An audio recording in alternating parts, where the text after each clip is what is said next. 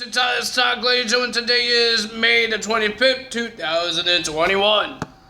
And we're going to be talking about WWE's Monday Night Raw. We're back to another week of wrestling results. So, ladies and gentlemen, no big segments really happened, but a lot of matches happened. And we got our first match got added to Hell in a Cell. But we will get to that later. But we got Kofi Kingston. We got Bobby Lashley coming out and talking about a whole bunch of things that he beat Braun Strowman, he beat Drew McIntyre, blah, blah, blah, blah, blah, blah, blah. And he lost to Kofi Kingston last week. So Drew McIntyre came out and says a whole bunch of words as well, and then Kofi Kingston as well, and blah, blah, blah. And then there's an argument between Drew McIntyre and Kofi Kingston. And then Adam Pearce came out and says Drew and Kofi will verse each other to become the number one contender to verse Bobby Lashley for the WWE Championship at Hell in a Cell. So the match happened. It was a pretty decent match, Kofi and Drew McIntyre. But almost at the end, we got Drew McIntyre. Looks like he's sticking the middle finger to Bobby Lashley. Bobby Lashley got really pissed. He got mad. And then he walked to the ring, and then the commercial break happened. After that...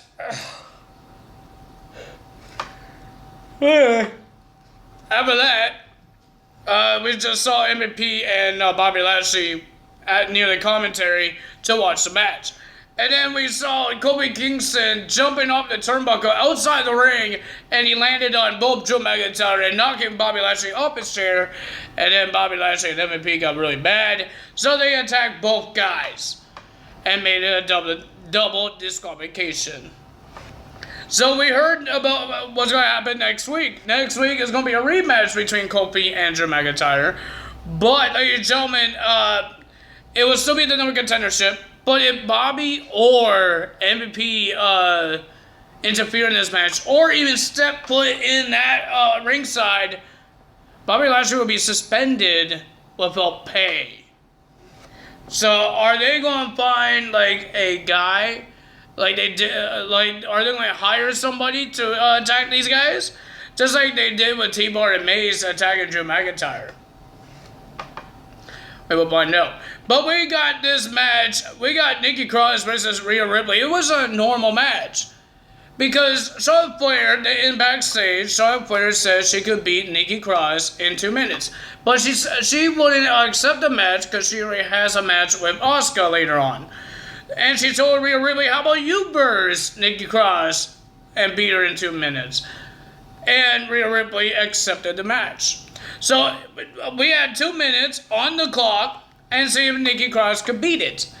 But the winner of that match was Nikki Cross, but she did not pin the champion. She lasted 2 minutes from Rio Ripley.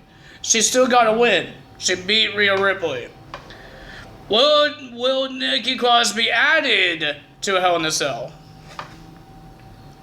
Then we got Charlotte Flair versus Asuka. Ladies and gentlemen, we've seen a lot of these ladies versus each other, but every time they fight, it's a hard, competitive match. I enjoy watching these ladies, but I do wish some ladies get more opportunities, like Mandy Rose, Dana Brooke, Naomi, Lana. Why they don't get an opportunity? I don't understand that. To versus Charlotte Flair or Rhea Ripley. I'm happy Nikki Cross got an opportunity, but Asuka got multiple opportunities against Charlotte's. But it was a great match. I enjoyed it, but the winner of that match was Charlotte Flair. And it was announced that at Hell in a Cell, our first match got officially made. It will be Rhea Ripley defends her Raw Women's Championship against Charlotte Flair. Then we had Cedric Alexander versus Shelton Benjamin. Oh my god, I thought this match would never start. Because Cedric Alexander wouldn't shut up. He wouldn't stop talking. I thought I was watching Paul Heyman again. But no, it's Cedric Alexander calling Shelton Benjamin washed up. Calling him old. He has a whole bunch of years. He has more years. You won't have a lot of years if you get released from WWE. You won't have more years in WWE when you get released. I'm not saying he will get released if he does get released. But ladies and gentlemen, it was Cedric Alexander versus Shelton Benjamin. Pretty decent match. Shelton was the one It was all him. He was all taking out Cedric Alexander. But Cedric Alexander, with a thumb in the eye, Cedric Alexander wins the match with a springboard roundhouse kick thingy bobber.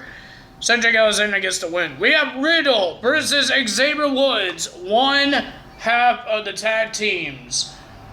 RK Bro and the New Day. Boys, I thought it was a pretty decent match. I enjoyed it. Cedric Alexander, he loves his suplexes. Oh man, he did a really strong suplex. Riddle was on his back, laying down, and he was looks like he wanted to do like a monkey flip or something like that. And then you just see Xavier Woods pop him up and did a suplex right onto Riddle. I don't know how to explain it, but it was great. But the winner of that match was Riddle. How Riddle won this match? He did an RKO. He wins the match with an RKO. Good job for him. But I know your partner will be really pissed off now. Why am I saying that? He's going to get mad. I don't like to swear that much.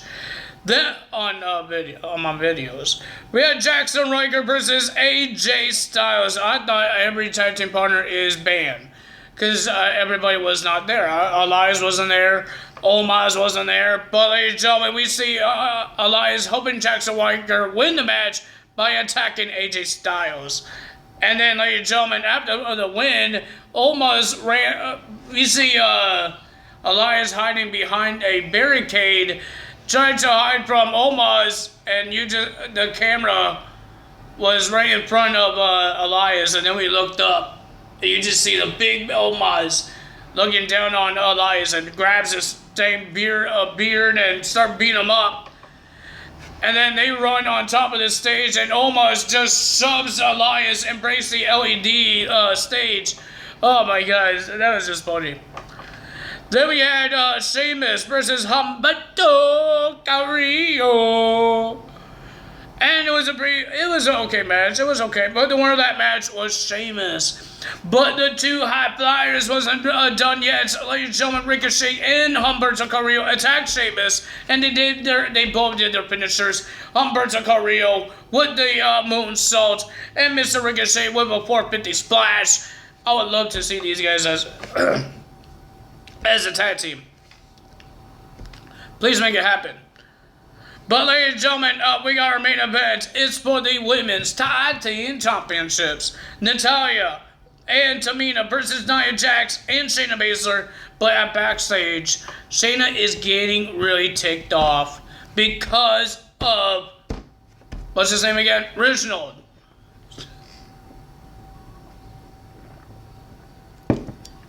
He's getting mad about Reginald because Reginald cannot stop interfering in the matches. And they don't win because of all the interfering. It's not like he's helping them to win.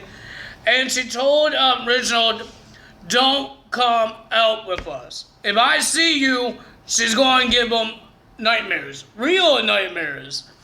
But during the match, Reginald came out, tried to help, and he screwed things up. And then Shayna told him to leave. Get out of here. He's walking away. He's going off top of the stage.